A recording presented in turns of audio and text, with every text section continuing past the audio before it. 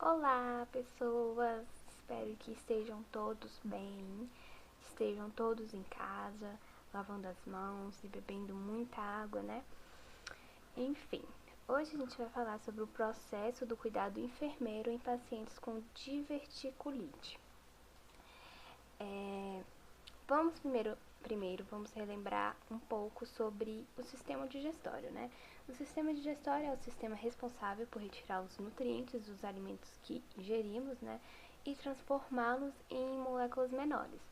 Assim, o corpo consegue absorver e usar esses nutrientes como fonte de energia para todas as funções do organismo, né?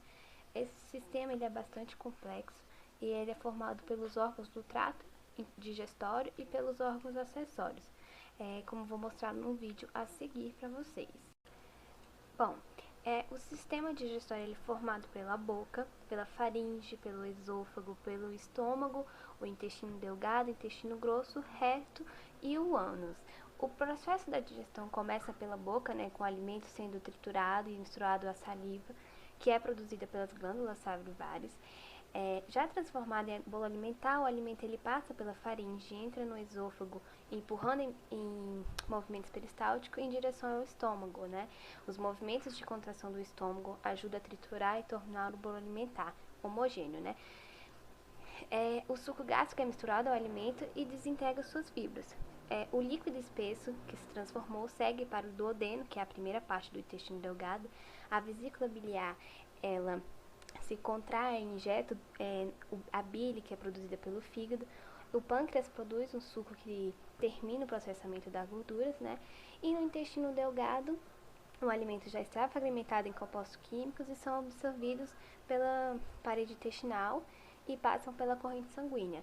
No intestino grosso, a água, os minerais e algumas vitaminas são absorvidas e a massa que não foi absorvida pelo organismo ela é eliminada pelo ânus. Tendo em mente, né, o que é e como funciona o sistema digestório e os órgãos que os compõem, a gente vai falar um pouco sobre a diverticulite.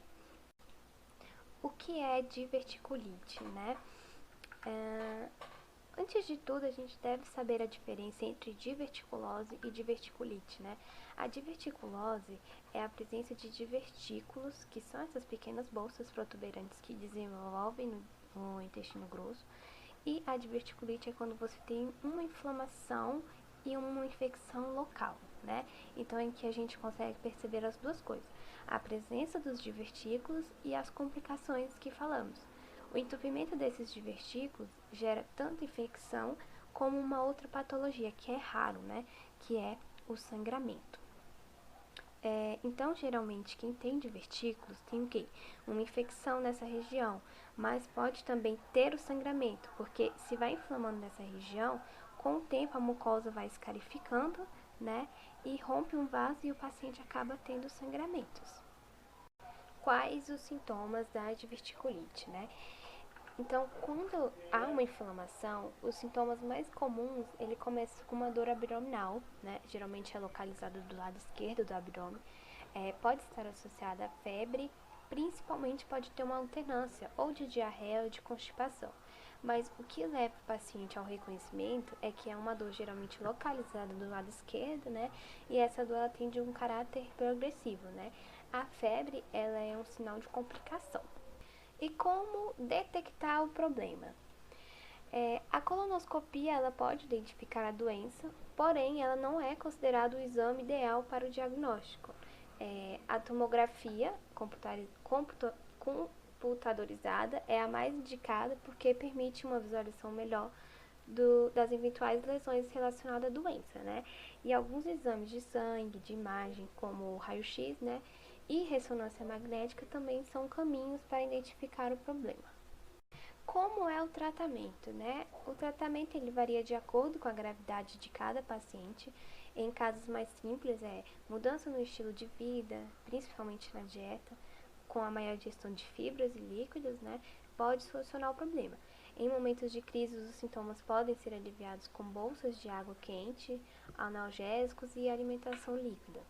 Nos casos mais graves, o tratamento, tanto na fase aguda do sangramento quanto como para inflamação e infecção é deixar o intestino repousar. Então, é fazer uma alimentação que não gere uma grande distensão no intestino, uma grande fermentação.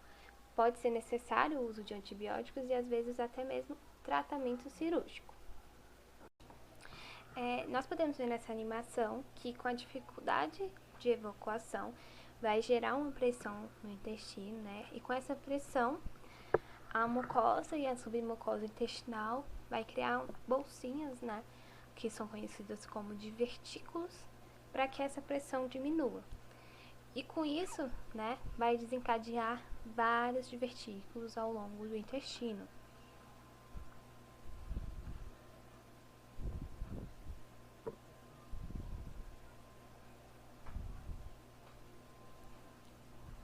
E a inflamação desses divertículos que causa, né, a diverticulose.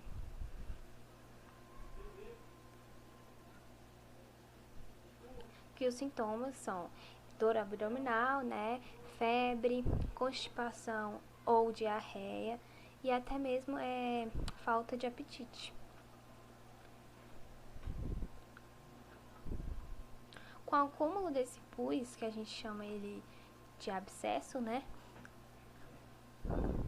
pode provocar o rompimento dos divertículos e com isso ele pode se espalhar pela cavidade, né, e entrando na corrente sanguínea, que pode gerar até mesmo uma infecção generalizada, o que gera um atendimento imediato ao médico, né. Entendendo o papel da diverticulite, como o profissional de enfermagem atua em casos de pacientes com diverticulite? Os cuidados da enfermagem frente a este problema requer experiências e conhecimentos, né? Sabendo que ele deve orientar o paciente e os familiares a respeito dos cuidados com esse sintoma, né? Ele vai auxiliar também na modificação das suas práticas, vai contribuir para o resgate do cuidado em si. Então, o plano de cuidado da enfermagem com esse tipo de paciente inclui a avaliação regular, ou seja, ter o monitoramento dos sinais vitais, a ingesta restrita e o controle de eliminação tanto urinária e fecal, né? Avaliar regularmente o paciente em busca de complicações, como hemorragia, obstrução intestinal e a formação de abscessos. Os sons do intestino devem ser avaliados periodicamente, dependendo da gravidade da crise da diverticulite, né? E a avaliação de distensão abdominal. Temos também o controle da dor, né, que é assegurar que o paciente esteja confortável e sem dor, administrando o analgésico indicado pelo médico. Posicionar e reposicionar o paciente também pode ajudar o paciente a ter um alívio apropriado da dor. A posição Fowler é usada com mais frequência, né, e consiste em elevar a cabeça do paciente a um ângulo de 30 a 45 graus. Temos também a educação do paciente, né, que é a parte mais importante do plano de cuidado da enfermagem para um paciente com diverticulite, é a educação, né. Primeiro, descobrir qual o grau de conhecimento do paciente em relação à doença. Pode ser de grande ajuda, né, discutir a doença com o paciente, indo além das informações básicas. É a parte vital rever o plano de cuidado do médico junto com o paciente e tentar saber se o paciente está motivado para trabalhar com esse plano de cuidado.